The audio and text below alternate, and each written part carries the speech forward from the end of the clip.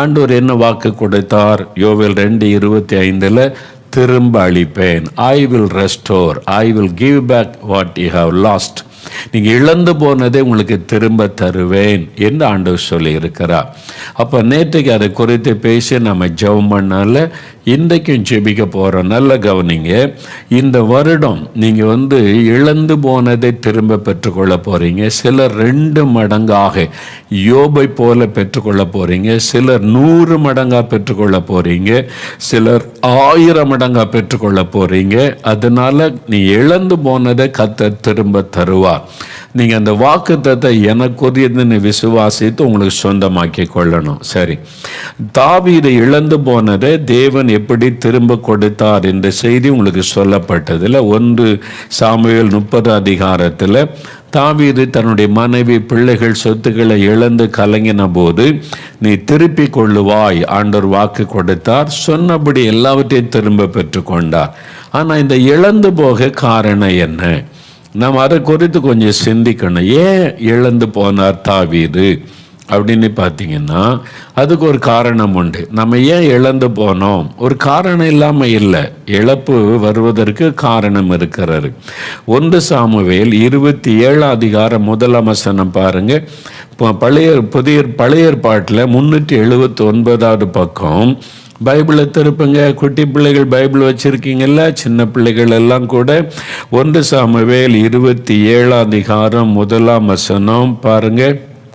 நான் வாசிக்கிறேன். பின்பு தாவீது, நான் எந்த நாளிலாகிலும் ஒரு நாள் சவுலின் கையினால் மடிந்து போவேன். இனி சவுல் இஸ்ரவேலின் எல்லைகளில் எங்கேயாவது என்னை கண்டுபிடிக்கலாம் என்கிற நம்பிக்கை அற்றுப்போகும்படிக்கும் நான் அவன் கைக்கு நீங்களாய் இருக்கும்படிக்கும் நான் பெலிஸ்தரின் தேசத்திற்கு போய் தப்பித்து கொள்ளுவதை பார்க்கிலும் நலமான காரியம் வேறில்லை என்று தன் இருதயத்தில் யோசித்தான். தாவீது ஆண்டவர் தெரிந்து கொண்டார். அவர் மேலே பொறாமை கொண்ட அந்த தேசத்தினுடைய ராஜா, சொந்த மாமனார் சவுல், தாவீதின் மேல் பொறாமை கொண்டு அவனை கொலை பண்ணுவதற்கு தேடுகிறார். ஒரு நாட்டின் இராணுவமே தேடுது. தாவீதோடு கூட ஒரு 600 பேர் இருக்கிறாங்க. எல்லாம் நொண்டியனோடைகளும் ஒரு மாதிரி கஷ்டப்பட்டவங்களும் தாவீது கூட சேர்ந்து கொண்டாங்க. காடுகளில் ஒளிந்து திரிகிறார்கள். ஒரு நாட்டினுடைய இராணுவமே தேடுது தாவீதை அழிக்கும்படி. ஒரு எத்தனை நாட்டு இராணுவம் தேடினாலும் கர்த்தர் மறைச்சிட்டா தொட முடியாது, நெருங்க முடியாது. கர்த்தர் தாவீது போன இடத்திலெல்லாம் பாதுகாத்தார் என்று வசனம் சொல்லுகிறாரு. அப்படிதான் ஆண்டவர் பாதுகாத்து நடத்தினார். ஆனால் தொடர்ந்து அவர் ஓடிக்கிட்டே இருக்கிறாரு. ஒரு இராணுவம் துரத்துது, தேசத்தின் ராஜா துரத்துறார், அவனை பிடிச்சு அழிச்சிடணும்னு நினைக்கிறாரு. இப்போ தாவீதுக்கு எதை கேட்டாலும் கர்த்தரிடத்தில் கேட்டு தான் எதுவும் தீர்மானம் பண்ணுவார். யுத்தத்துக்கு போனால் கூட நான் போகலாமா அப்படின்னு நீங்கள் முந்தின அதிகாரங்களில் வாசித்து பார்த்தீங்கன்னா உங்களுக்கு தெரியும். தாவீது கர்த்தரிடத்தில் விசாரித்தார். கர்த்தரிடத்தில் நீங்கள் 1 சாமுவேல் 23 வாசித்து பார்த்தீங்கன்னா கர்த்தரிடத்தில் விசாரித்தார். நல்ல இங்கே இருக்கலாமா, இங்கே போகலாமா, இந்த மக்களை ஒப்பு கொடுப்பாங்களா, எல்லாம் கர்த்தரிடத்தில் கேட்டு கேட்டு கேட்டு செய்த தாவீது இங்கே என்ன சொல்கிறார் பாருங்க. 27 நான் எந்த நாளிலாகிலும் ஒரு நாள் சவுலின் கையினால் மடிந்து போவேன். அவிசுவாசம் அவருக்குள்ள. பாருங்க எவ்வளோ விசுவாசமாக நான் ஒரு சேனைக்குள்ளே பாய்ந்து போவேன், கர்த்தர் என் கூட இருக்கிறார், பயப்பட மாட்டேன்னு சொன்ன தாவீது இப்போ சவுலின் கையில் நான் மடிந்து போவேன்ற ஒரு பயம் அவரே அவிசுவாசமான ஒரு வார்த்தை, அவிசுவாசத்துக்கு இடம் கொடுத்து விட்டார். அதான் முதல் தோல்வி. அவர் இழப்புக்கு முக்கிய காரணம் அதுதான். அதனால் பாருங்கள் ஒரு தவறான முடிவு எடுக்கிறார். நம்ம நல்ல ஆவியில் போய்கிட்டு இருக்கும்போது திடீரென்று சூழ்நிலைகளை பார்க்கும்போது ஒரு அவிசுவாசம் உண்டாகும், பயம் உண்டாகும். அதனால் கர்த்தரை முழுமையாக சார்ந்து கொள்ளாமல் நம்முடைய சொந்த தீர்மானம் எடுப்போம். நமக்கு நலமாய் தோன்றுகிற தீர்மானம் எடுப்போம். ஆண்டவருடைய கேட்காதபடி. அப்படிதான் தாவீது ஒரு மிஸ்டேக் பண்ணார். பாருங்கள் சொல்ற தன் இருதயத்திலே யோசித்தான். எல்லாத்திலும் கர்த்தரிடத்துல கேட்டு கேட்டு கேட்டு செய்த தாவீது இந்த காரியத்தில் மாத்திரம் கர்த்தரிடத்துல கேட்கல, தன் இருதயத்தில் அவன் யோசித்தான், தீர்மானம் பண்ணிட்டார். நாம் அடுத்த நாட்டுக்கு போயிடலாம், பெலிஸ்தருடைய நாட்டுக்கு. பெலிஸ்தருடைய அந்த பெரிய ராட்சதன் கோலியாத்தை தான் அவர் கொண்டார். இப்போ அங்கே அடைக்கலத்துக்கு போயிடலான்னு தீர்மானம். கர்த்தரிடத்தில் ஆலோசனை கேட்கல, கர்த்தர் என்னை பாதுகாத்து கொண்டார், இன்னும் பாதுகாப்பான்னு விசுவாசிக்கலை. ஒரு சந்தேகம் வந்துட்டு அதனால தவறான முடிவு, அதனால தான் அவர் இழந்து போக வேண்டியது. சிக்கலாக இடத்துல போய் அந்த அந்நிய தேசத்தில் தங்கி தான் இழப்பு வந்தார். நீங்கள் படிப்பின் காரியம், வேலை காரியம், பிஸ்னஸ் காரியம், பிள்ளைகள் காரியம், எந்த காரியமானாலும் ஊழிய காரியம் ஆண்டவரிடத்தில் கேட்டிங்களா? ஆண்டவரிடத்தில் ஆலோசனை கேட்டிங்களா? இது செய்யலாமா வேண்டாமான்னு கேட்டிங்களா? புதுசாக ஒரு பிரான்ச் ஆரம்பிக்க போகிறீங்க, ஆண்டவரே பிஸ்னஸில் இந்த பிரான்ச் ஆரம்பிக்கலாமான்னு கேட்டிங்களா? நீங்களும் ஆசைப்பட்டு முடிவெடுக்கிறீங்க, நீங்களாக செய்கிறீங்க, நீங்கள் சூழ்நிலையை பார்க்குறீங்க, செய்கிறீங்க, அதனால் இழப்பு வருகிறாரு. அப்போ தாவீது இழந்து போக காரணமே அதுதான். சூழ்நிலை பார்த்து தவறான முடிவெடுத்து விட்டார், மாம்சத்தில் முடிவெடுத்து விட்டார். அவருக்கு நலமாய் தோன்றுகிறபடி, இது சாதாரண மனிதனை எடுத்துக்கொண்டா தப்பு இல்லை, கரெக்ட் மாதிரி தான் தெரியும். ஆனால் தாவீது தேவனிடத்தில் விசாரித்து செய்து பழகினவர் இப்போ இந்த இடத்துல ஒரு மிஸ்டேக் பண்ணிட்டார். ஆண்டவரிடத்தில் கேட்காம இவராகவே நான் செத்து போயிடுவேன் அவ்வளவுதான் தவறான முடிவு எடுத்து விட்டார். எனக்கு அன்பானவர்களே, சில சமயத்தில் நெருக்கம் வரும்போது நம்ம அறியாமலேயே தவறான முடிவெடுப்போம். அதில் தான் நீங்கள் அவசரப்படக்கூடாது. நிதானமாக காத்திருந்து ஒரு முடிவெடுக்க முன்னால் உபவாசம் பண்ணுங்க, ஜெபம் பண்ணுங்க, கர்த்தரிட்ட போங்க. உங்களுடைய சித்த என்ன ஆண்டவரே, நான் என்ன முடிவு எடுக்கிறது, இதில் நான் இந்த பிஸ்னஸை செய்யலாமா, என் பிள்ளையை நான் இது இப்படி படிக்க வைக்கலாமா, இந்த இடத்தை நான் வாங்கலாமா, இந்த ஊழியத்தை நான் செய்யலாமா, உங்களுடைய சித்த என்ன, நிதானமாக காத்திருந்து செய்யணும். ரொம்ப முக்கியம். நான் 80 1979 நினைக்கிறேன், 79 அந்த டைமில் சௌர டிஜிஎஸ் தினகரனை முதல் சந்திக்கிற வாய்ப்பு கிடையாது. 79ஆம் வருஷம் அவங்க என்னை கூப்பிட்டுருந்தாங்க. தம்பி, நான் லெட்டர் எழுதியிருந்தேன், நீங்கள் உங்களை பார்க்கணும், வாங்க தம்பின்னு. சென்னைக்கு நான் போயிருந்தேன். அவங்களோட உட்காந்து அதான் ஃபஸ்ட் டைம் நேரில் பேசி காரியங்களை அறிந்து கொண்டது. எல்லாம் விசாரித்து கேட்டாங்க, ரொம்ப நேரம் பேசினாங்க, எந்த மாதிரி ஊழியம் செய்கிறீங்க இப்படி எல்லாம் கேட்டாங்க. கடைசியாக எனக்கு ஒரு கிஃப்டெல்லாம் கொடுத்தாங்க. அவங்க அந்த ரெக்கார்டு பாட்டு எல்லாம் அந்த எது வேணாலும் எடுத்துக்கங்க தம்பி அப்படின்னு சொல்லி ரொம்ப அன்பு, ஒரு தகப்பனுடைய அன்பு அப்படியே பேசிட்டு, அப்போ நான் அவங்க எனக்காக ஜெபம் பண்ணுவாங்கன்னு போயிருக்கிறேன். அப்போ எல்லாம் பேசி முடித்த உடனே, தம்பி எனக்காக ஒரு ஜெபம் பண்ணுங்கன்னாங்க. அதிருந்து போயிட்டேன். நான் இப்படி அவங்களுக்காக ஜெபிக்கிறது, நான் சொல்ல ஜெபிங்க தம்பின்னு. அவங்க எனக்காக ஜெபிங்கன்னு தான் நான் போனேன். நான் அவங்களுக்காக ஜெபம் பண்ணிக்கிட்டு இருக்கேன், ஜெபம் பண்ணுவேன், நீங்கள் எனக்காக ஜெபிங்கன்னாங்க.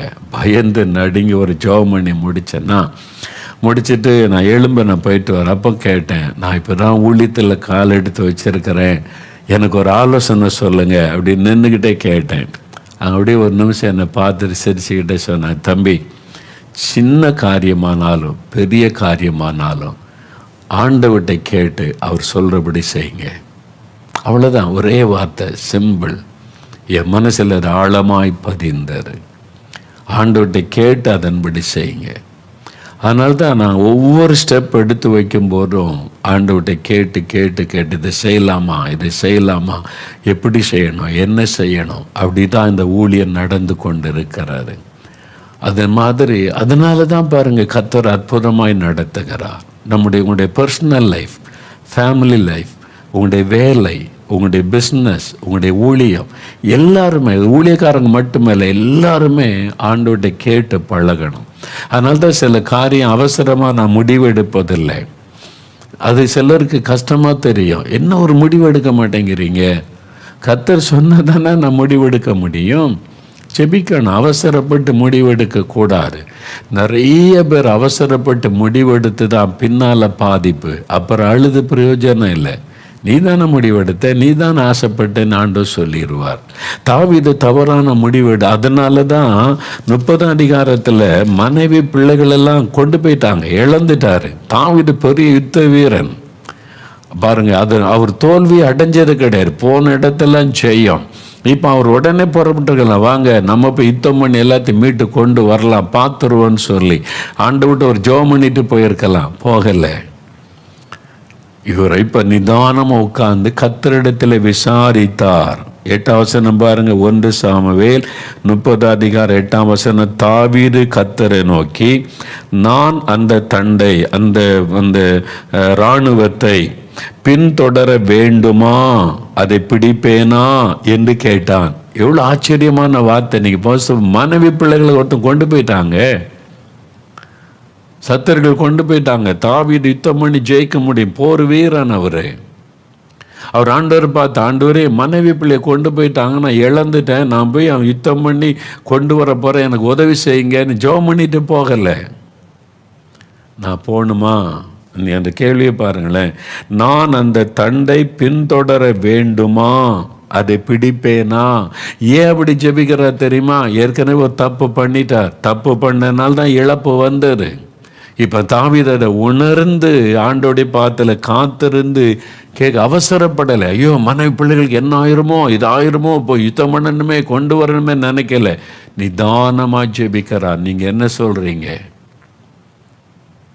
நீங்கள் சொன்னால் நான் போகிறேன். அப்போ ஆண்டு சொல்கிறார், இப்போ எல்லாத்தையும் நான் நீ திருப்பி கொள்ளுவாய். அருமையான ஒரு காரியம். தாவீதனுடைய லைஃப்பை தியானிங்க. நான் நிறைய கற்றுக்கொண்டேன். தாவீதனுடைய வாழ்க்கையில் ரொம்ப பிடிக்கும் தாவீதனுடைய காரியம். நீங்கள் தாவீதனுடைய லைஃப்பை நீங்கள் தியானிக்கும் போது நிறைய ஊழியக்காரங்க நீங்கள் நிறைய கற்றுக்கொள்ள முடியும்.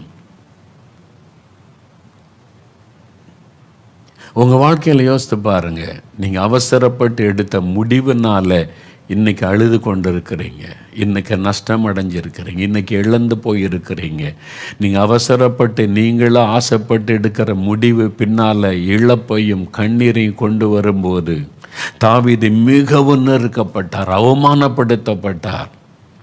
ஆனால் அப்புறம் ஜெபம் பண்ணி அது சரிப்படுத்தப்பட்டார். சில சமயம் சரிப்படுத்த முடியாமல் போயிடும். வெறுமன ஆறுதல் தான் ஆண்டவர் தர முடியும். நீங்கள் எடுக்கிற தவறான முடிவு அப்புறம் கர்த்தர் ஆறுதல் தான் சொல்ல முடியும், சரிப்படுத்த முடியாமல் ஆகிவிடும். அவசரப்படாதுங்க, ஆண்டவர்கிட்ட போங்க, காத்துருங்க, உபவாசம் பண்ணுங்க, ஜெபம் பண்ணுங்க. ஆண்டவருடைய ஆலோசனை பெற்று இந்த வருஷத்திலிருந்து உங்கள் லைஃப்பில் இதை பழக்கமாக்கி கொள்ளுங்க. நான் ஆண்டவர்கிட்ட ஜெபம் பண்ணி தான் முடிவெடுப்பேன்னு சொல்லுங்கள். நான் கர்த்தருடைய பாத்தில் வைப்பேன். ஃபேமிலியாக குடும்பமாக உபவாசம் பண்ணுங்க, ஜெபம் பண்ணுங்க.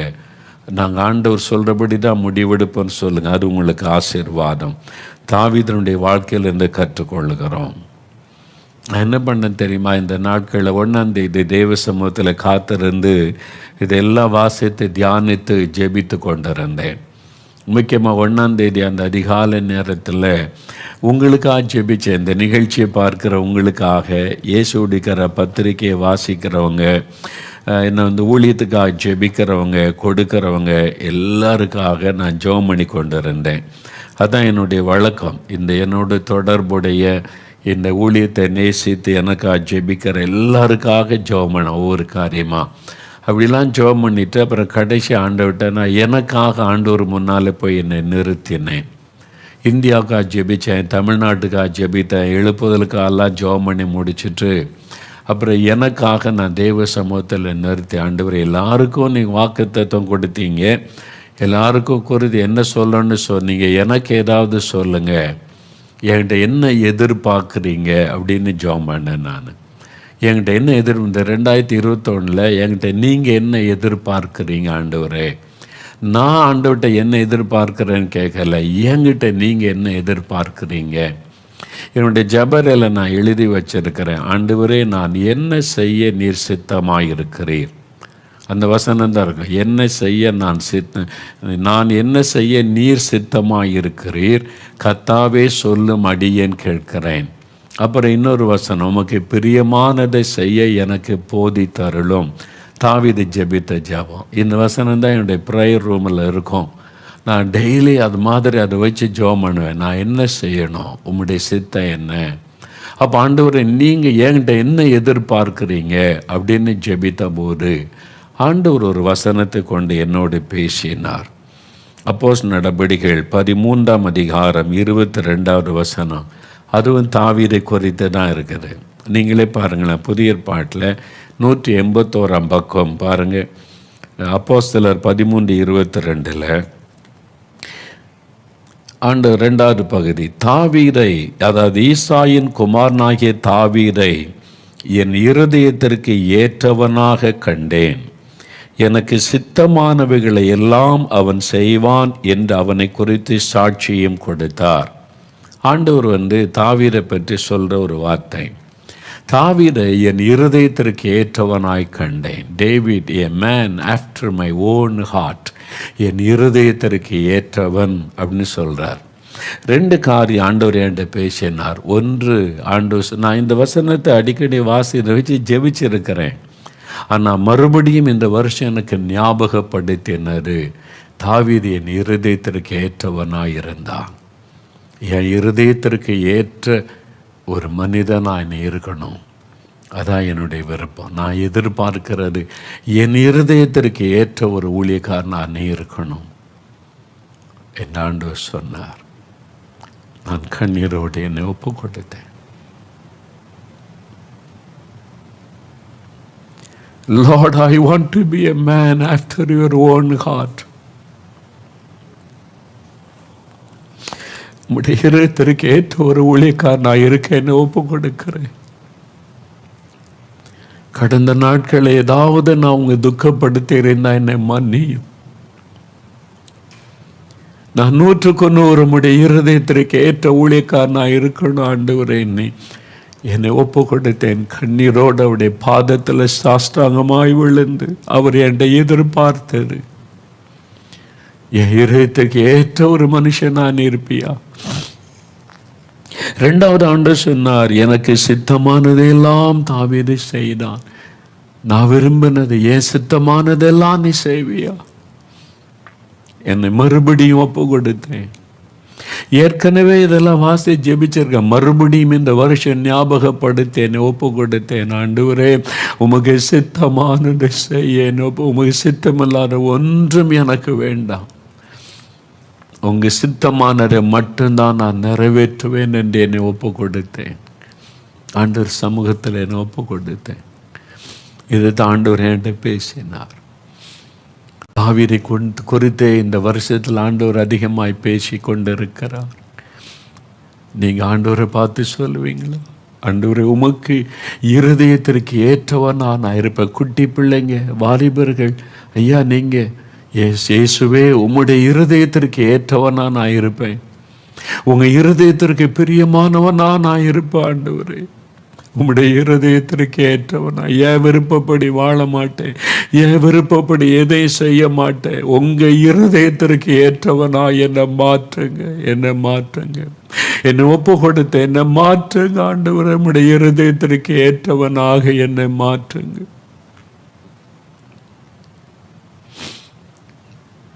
என்னை மாற்றுங்க ஆண்டவரே, உம்முடைய இருதயத்திற்கு ஏற்றவனாக என்னை மாற்றுங்க. உம்முடைய சித்தத்தை மாத்திரமே செய்கிறவனா என்னை ஒப்பு கொடுக்கிறேன்.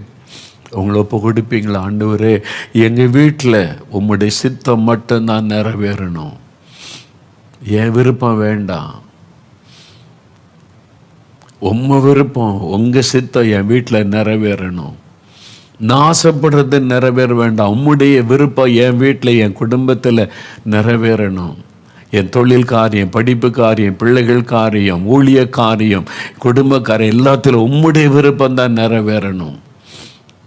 மனுஷங்க என்ன சொன்னாலும் பரவாயில்ல, உறவுகள் என்ன சொன்னாலும் பரவாயில்ல, யார் என்ன சொன்னாலும் பரவாயில்ல, உம்முடைய விருப்பத்தை நீர் என்ன சொல்லு, உம்மை மட்டும்தான் நான் பார்ப்பேன், உங்கள் இருதயம் விரும்புகிறதை மட்டும்தான் நான் செய்வேன்.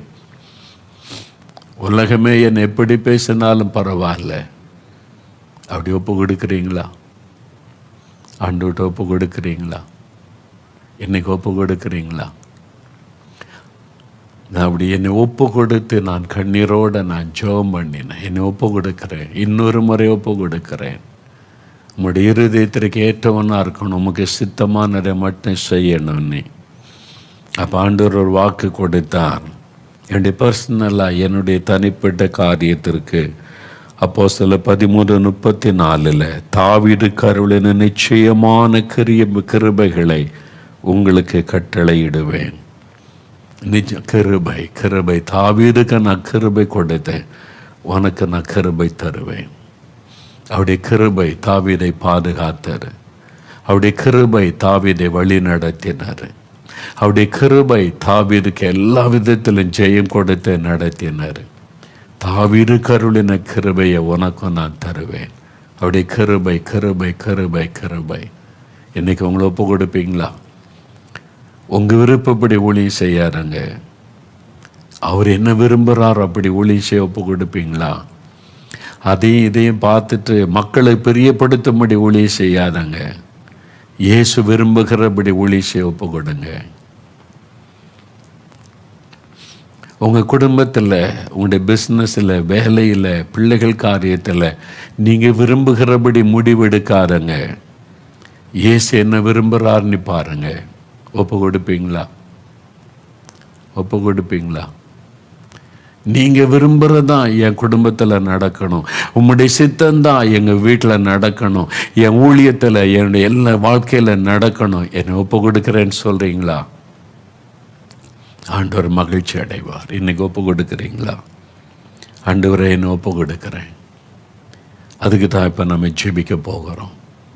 நீங்கள் அப்படி ஒப்பு கொடுத்து ஜெபிச்சிட்டிங்கன்னா அவருடைய உள்ள மகிழ்ன்னு தெரியுமா? அதனால தான் ஆண்டவர் சொல்கிறார், தாவீதை என் இருதயத்திற்கு ஏற்றவனாய் கண்டேன், எனக்கு சித்தமானதையெல்லாம் செய்வான். தாவீதுகிட்ட எத்தனையோ குறை இருந்தது. அவரும் பலவீனமுள்ள மனுஷர். அவர் செய்த தவறும் பைபிளில் எழுதியிருக்கிறது. ஆனால் அவருடைய கிருபை தாவீதுடைய இருதயத்தை தேவன் பார்த்தார். அதனால் அவர் தவறு செய்தால் அவருடைய கிருபை அவரை பரிசுத்தப்படுத்தி பலப்படுத்தி நடத்தினார். ஒரு தேசமே சாபத்துக்குள்ளாக்குற ஒரு மிஸ்டேக்கு கூட தாவீது பண்ணிட்டார், கணக்கு எடுத்ததில்லை. அதனால் தேசத்தின் மேலே கொள்ள நோய் வந்து பாதிப்பு வந்துச்சு. அவர் தன்னை தாழ்த்தி கதறின போது தேவன் உடனே இறங்கினார்.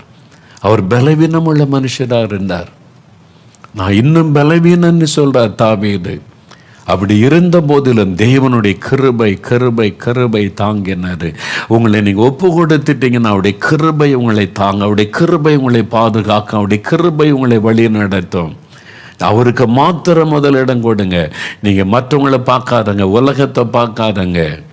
அவங்க என்ன சொல்லுவாங்க, இவங்க என்ன சொல்லுவாங்க, இவங்க என்ன நினைப்பாங்க, அதெல்லாம் தூர ஒதுக்கிட்டு இயேசு என்ன நினைப்பார், என் இயேசு என்ன விரும்புவார், அது அப்படி உங்களுடைய லைஃப் ஸ்டைலை அமைத்து கொள்ளுங்க, உங்களுடைய வாழ்க்கையை அமைச்சு கொள்ளுங்க. அப்போ ஆண்டவர் கிருபை தருவார். ஒப்பு கொடுக்குறீங்களா? அப்படி ஒப்பு கொடுக்க ஆயத்தமா? இயேசுவை அந்த தாவீதை போல ஆண்டவருடைய இருதயத்திற்கு ஏற்றவனாக இருக்க நான் விரும்புகிறேன். அவருக்கு என்ன சித்தமோ அதை மாத்திர செய்ய விரும்புகிறேன்னு ஒப்பு கொடுக்குறீங்களா? அப்போ இனிமேல் என்ன காரியத்திற்கும் அவர்கிட்ட போய் ஜெபம் பண்ணி காத்திருந்து அவர் சொல்கிறத செய்யறதுக்கு நீங்கள் ஆயத்தமா? ஒப்பு கொடுக்க ஆயத்தமா?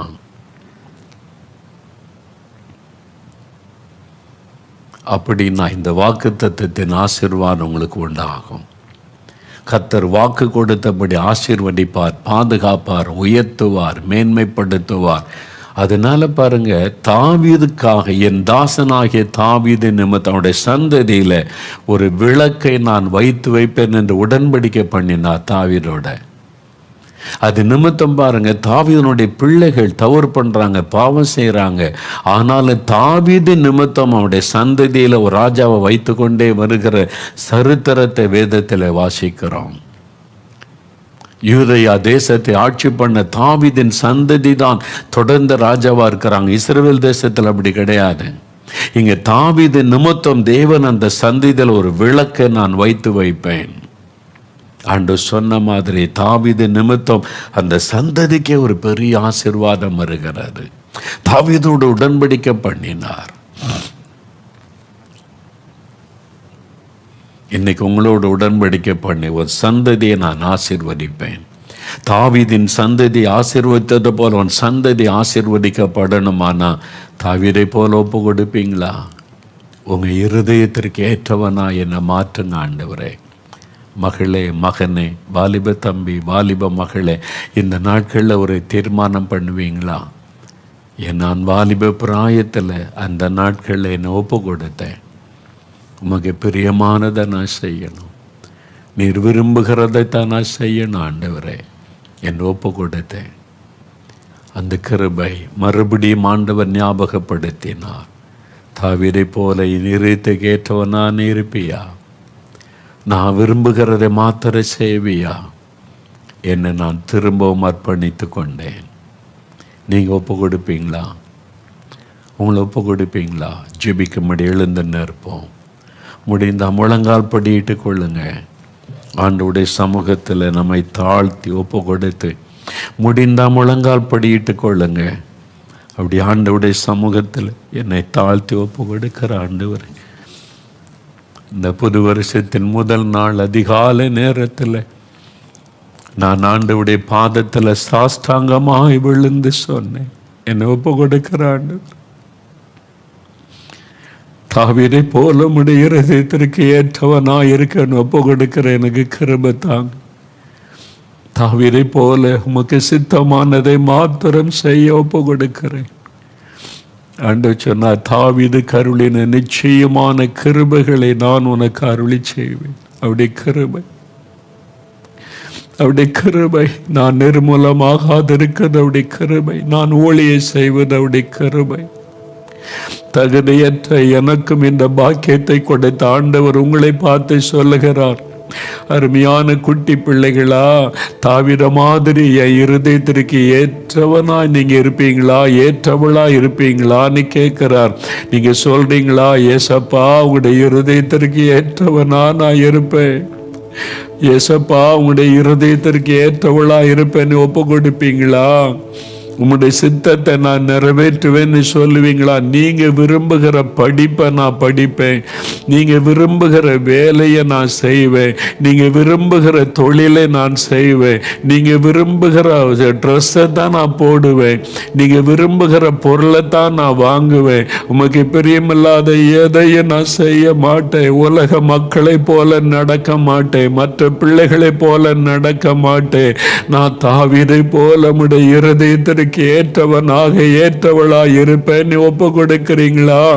வாலிப தம்பி, வாலிப மகளை ஒப்பு கொடுக்கிறீங்களா? ஆண்டவரே, தாவீதை போல உம்முடைய இருதயத்திற்கு ஏற்றவனாக ஏற்றவளாய் இருக்க ஒப்பு கொடுக்கிறேன்னு சொல்றீங்களா?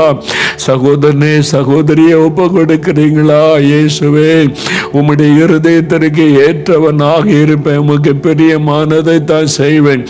நான் விரும்புகிறது எனக்கு வேண்டாம், உலக மக்களை போல நான் இருக்க வேண்டாம், உலக சிந்தை எனக்கு வேண்டாம். நீங்க என்ன விரும்புறீங்களோ அதை நான் செய்வேன், நீங்க என்ன சொல்றீங்களோ அதை நான் செய்வேன். உங்க விருப்பத்துக்கு என்னை ஒப்பு கொடுக்கிற ஆண்டவரே, உம்முடைய இருதயத்தில் இருக்கிற உம்முடைய சித்தத்தை நிறைவேற்ற ஒப்பு கொடுக்கிற ஆண்டவரே, ஒப்பு கொடுக்கிறீங்களா? ஒப்பு கொடுக்கிறீங்களா? வாலிப மகளே ஒப்பு கொடுக்கிறியா? மகளே, வாலிப தம்பி ஒப்பு கொடுக்கிறியா? தம்பி, இயேசுவே உமக்கு பிரியமானதை தான் நான் செய்வேன், உங்களுக்கு சித்தமானதை தான் நான் இனிமே செய்வேன், உம்முடைய இருதயத்திற்கு ஏற்றவனாய் வாழ ஒப்பு கொடுக்கிறேன்னு சொல்றீங்களா? குட்டி பிள்ளைகள் சொல்றீங்களா? ஒப்பு கொடுக்கிறீங்களா? ஆண்டவர் தாவீதோடு இருந்ததை போல உங்க கூட இருப்பார். உங்களுக்கு வெற்றிகளை தருவார், உயர்வை தருவார், கனத்தை தருவார், பெயர் புகழை தருவார். தாவீதனுடைய நட்சத்திரம் தான் இன்னைக்கு இஸ்ரவேல் தேசத்தின் கொடியிலே பறந்து கொண்டிருக்கிறது. ஸ்டார் ஆஃப் டேவிட் என்கிற அந்த தாவீதனுடைய பெயர் இன்றைக்கு வரைக்கும் இஸ்ரவேல் தேசத்தில் விளங்கி கொண்டு இருக்கிறது. அவ்வளவு மேன்மையை கர்த்தர் கொடுத்தார். ஆடு மேய்த்து கொண்டிருந்த தாவீது தான், குடும்பத்தால் புறக்கணிக்கப்பட்ட தாவீது தான். ஆனால் அவனுடைய இருதயமோ தேவனோடு இசைந்திருந்தபடினால் கர்த்தர் ஆசீர்வதித்தார். ஒப்பு கொடுக்கிறீங்களா? ஒப்பு கொடுக்கிறீங்களா? ஐயா, ஒப்பு கொடுக்கிறீங்களா? ஊழியக்கார சகோதரரை ஒப்பு கொடுக்கிறீங்களா? ஊழியம் செய்கிற தகப்ப தகப்பனாரை ஒப்பு கொடுக்கிறீங்களா? இதுவரை உங்க விருப்பப்படி ஊழியம் செய்தீங்க, இனிமே இயேசு விரும்புகிறபடி செய்வீங்களான்னு ஆண்டவர் கேட்கிறார். ஒப்பு கொடுக்கிறீங்களா? ஒப்பு கொடுக்கிறீங்களா? அப்படி ஒப்பு கொடுக்கிறவன் இருதயத்துல கை வைத்து ஜெபம் பண்ணுங்க. தகப்பனே, இதோ நாங்கள் எல்லாரும் முன்பாக நிற்கிறப்பா, தாவீதை போல உம்முடைய இருதயத்திற்கு ஏற்றவர்களாய் வாழ ஒப்பு கொடுக்கிறோம். உம்முடைய இருதயத்திற்கு ஏற்றவர்களாய் ஜீவிக்க ஒப்பு கொடுக்கிறோம். உம்முடைய இருதயத்திற்கு ஏற்றவர்களாக எங்களை மாற்றும் மாற்றும் மாற்றும் ஆண்டவரே, என்னை மாற்றும், எங்களை மாற்றும். உம்முடைய இருதயத்திற்கு ஏற்ற ஒரு வாழ்க்கை வாழ கிருபை தாரும். இந்த குட்டி தம்பிக்கு, குட்டி பாப்பாவுக்கு ஆண்டவரே, இந்த வாலிப மகளுக்கு, வாலிப தம்பிக்கு, இந்த சகோதரனுக்கு, சகோதரிக்கு, வயதான தகப்பனார் தாயாருக்கு தாரும். உம்முடைய ஊழியக்காரங்களுக்கு தாரோப்பா. உம்முடைய இருதயத்திற்கு ஏற்றவர்களாய் வாழ கிருபை தாரும். உமக்கு சித்தமானதெல்லாம் செய்ய ஒப்பு கொடுக்கிறோம். என்னை ஒப்பு கொடுக்கிறேன், எங்களை ஒப்பு கொடுக்கிறோம். இதோ உம்முடைய பிள்ளைகள் ஒப்பு கொடுக்கிறாங்க. உமக்கு சித்தமானதை தான் செய்வோம். உமக்கு சித்தமானபடி தான் வாழுவோம். உமக்கு சித்தமானபடி தான் நடப்போம். எங்க சொந்த ஆசை வேண்டாம், சொந்த விருப்பம் வேண்டாம், சொந்த பெருமைகள் வேண்டாம். நீங்க விரும்புகிறபடி உமக்கு பெருமை உண்டாக்குற காரியத்தை தான் செய்வோம். ஒப்பு கொடுக்கிறாங்களே, என்னை ஒப்பு கொடுக்கிறேன், எங்களை ஒப்பு கொடுக்கிறோம். ஒப்பு கொடுக்கிற ஒவ்வொருவரையும் பொறுப்படுத்திக் கொள்ளுங்க. தாவீதுக்கு அருளின கிருபைகளை அருளுவேன்னு சொன்னீங்களே, தாவீதோடு உடன்படிக்கை பண்ணி அவன் சந்ததியை ஆசீர்வதித்தீங்களப்பா. அவருடைய ராஜ்ய பாரத்தை உறுதிப்படுத்தினீங்களே, அவருடைய வாழ்நாள் எல்லாம் அவனுக்கு வெற்றியை கொடுத்தீங்களே, பேரையும் புகழையும் கொடுத்தீங்களே, அவருடைய கொம்பை உயர்த்தினீங்களே. ஆண்டவரை இன்றைக்கு வரைக்கும் அவனுடைய பெயரை உயர்த்தி வச்சிருக்கிறீங்களே. அந்த ஆசீர்வாதம் இந்த குடும்பத்துக்கு உண்டாகட்டும், இந்த குட்டி பிள்ளைகளுக்கு உண்டாகட்டும், இந்த வாலிப மகளுக்கு, மகனுக்கு உண்டாகட்டும். இந்த குடும்பத்தில், இந்த ஊழியத்தில் இந்த ஆசீர்வாதம் உண்டாகட்டும். தாவீதுக்கு அருளின நிச்சயமான கிருபைகளை அருளை செய்யும். தாவீதை ஆசீர்வதித்ததை போல சந்ததி சந்ததியாய் இவர்களை ஆசீர்வதியும். தாவீதுக்கு ஜெயம் கொடுத்ததை போல ஜெயம் கொடுத்து நடத்தும். தாவீதுக்காக யுத்தம் பண்ணி சத்தர்களை சிதறடித்ததை போல பிள்ளைகளுக்கு வெற்றியை கொடுத்து ஆசீர்வதியும். தாவீதை செய்ததெல்லாம் வாய்க்க பண்ணினதை போல அவர்கள் செய்வதெல்லாம் வாய்க்க பண்ணும். தாவீதை நீர் உயர்த்தி அவனுக்கு பேர் புகழை உண்டாக்கினதை போல இந்த பிள்ளைகளை எல்லா விதத்திலும் ஆசீர்வதித்து புகழ்ச்சியும் பெருமையும் கொடுத்து ஆசீர்வதியும். அவளை மேன்மைப்படுத்தும். கர்த்தர் ஆசீர்வதிக்கிறதற்காய் ஸ்தோத்திரம். தாவீது இழந்து போன எல்லாவற்றையும் திரும்ப கொடுத்து மகிழ பண்ணின தேவன் இந்த வருடம் அவர்கள் நிரம்பி வழிகிற ஆசீர்வாதத்தை காணட்டும். அவளை உயர்த்தி புகழ்ச்சியும் கனமுமாய் வைத்து கனப்படுத்தும். படிப்பிலை ஆசீர்வதியும், வேலையிலே ஆசீர்வதியும், பிசினஸிலே ஆசீர்வதியும். தாவீதுக்கு வீடு வாசலை உண்டாக்கி கொடுத்ததை போல சொந்த வீடு இல்லாத பிள்ளைகளுக்கு வீடு வாசலை உண்டாக்கி கொடும். தாவீதை ஆசீர்வதித்ததை போல ஆசீர்வதியும். இயேசுவின் நாமத்தில் ஆசீர்வாதம் உண்டாகட்டும்.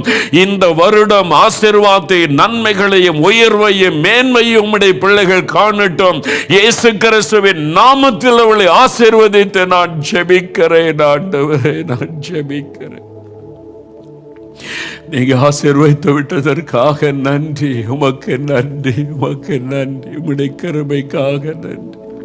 தாவீதுக்கு கிருபை கொடுத்ததை போல எங்களை கிருபை கொடுத்து தாங்கி நடத்தும், எங்களை நடத்தும்.